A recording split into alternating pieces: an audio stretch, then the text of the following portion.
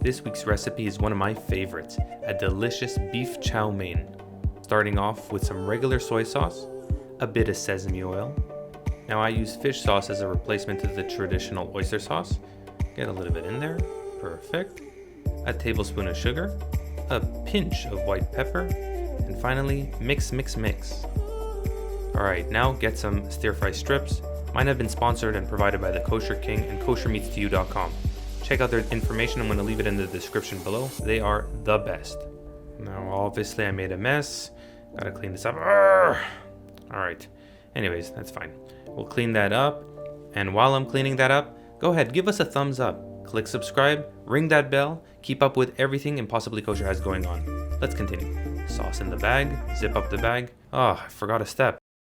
Open the bag, get chopped up ginger inside, get a bunch of cloves of garlic, crush them up.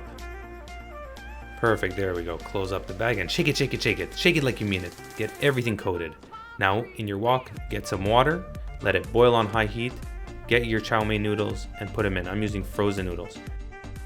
These guys just need a minute or two to defrost, to cook properly, maybe about 2 minutes. Then strain them out and get them on a plate. Put your wok on high heat, and when you start seeing that smoke, add in your grapeseed oil or any high smoke point oil.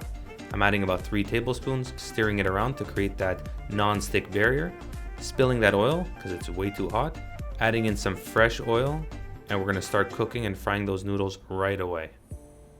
Perfect. Get those noodles in. We're gonna do them in small batches because you don't wanna overcrowd the wok. Stir it up a bit. There you can see, it's completely non-stick. And you leave this for about maybe a minute per side and flip. You can flip in between if you feel that you're worried about it burning. Once you got a nice crunchy feel on both sides, take it out and continue with the rest.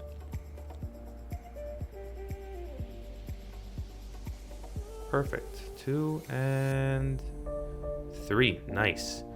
Now add in more oil into the wok and get your beef in there. Now we're cooking it on high heat for a couple of minutes to get a good browning throughout.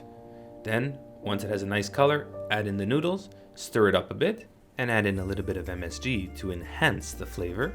Stir it up well, and add in 3/4 cups of chicken stock. Now half a cup of water mixed with a teaspoon of cornstarch, 2 green onion sprigs, and mix it up. Mix it really well.